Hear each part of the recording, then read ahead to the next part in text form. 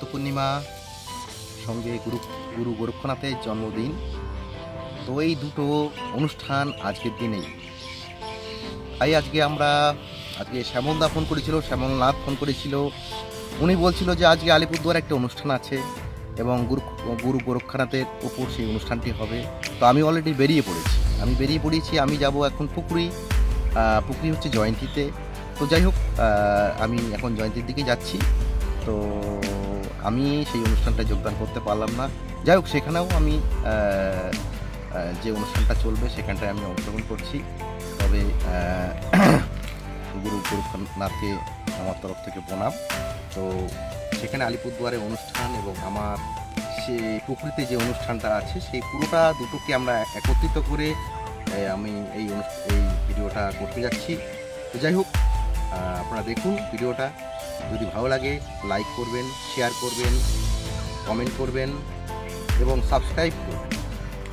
ঠিক আছে, আজকের মতন চলুন।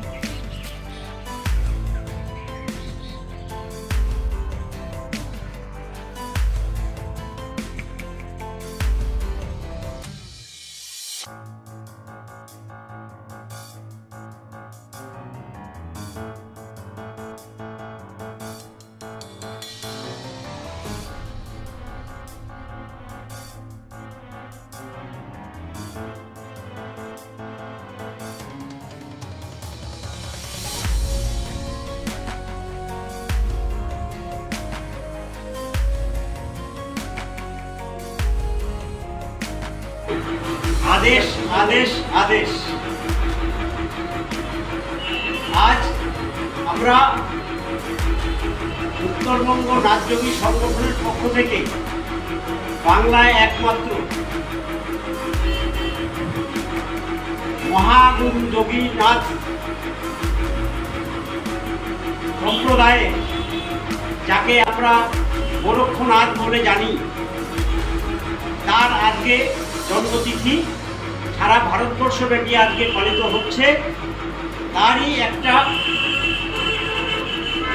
বাংলাতে এই সংগঠনের মধ্য থেকে আমরা এখানে এই উৎসবটি পালন করছি।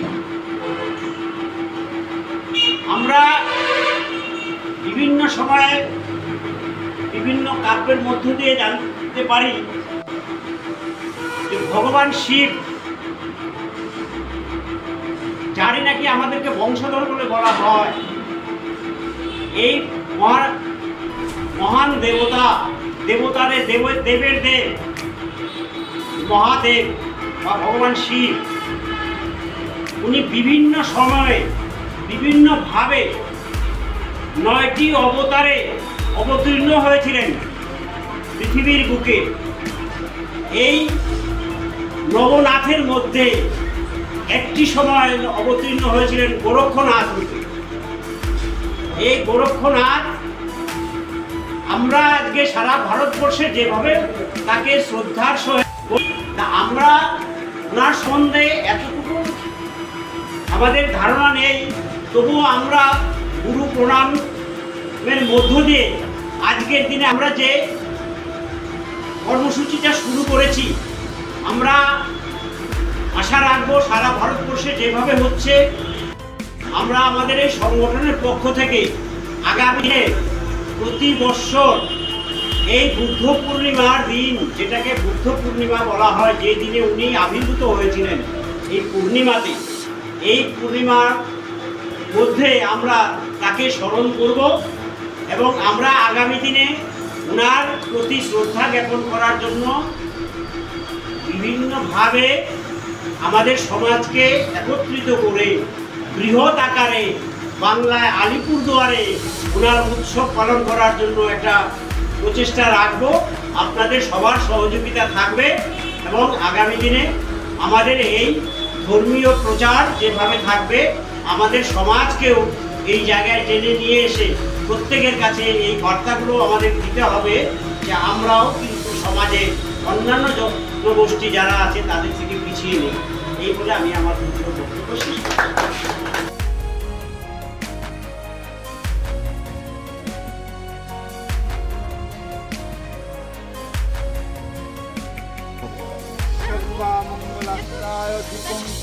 कृष्णाय शिव गुप्तेश्वराय कोक्ति मातृत्तानं शरणं गुप्तेश्वराय विदित्तानं सुदाब्दे नमो महापुण्यपरित्राणं कोक्ति धामित्वाय संकल्पत्राय महाबाधा विघ्नेश्वराय हरणं ग्रहणं पुण्यपरित्राणं भगवादिकेश्वराय पुण्यपरित्राणं सुदाब्दे नमो शान्ति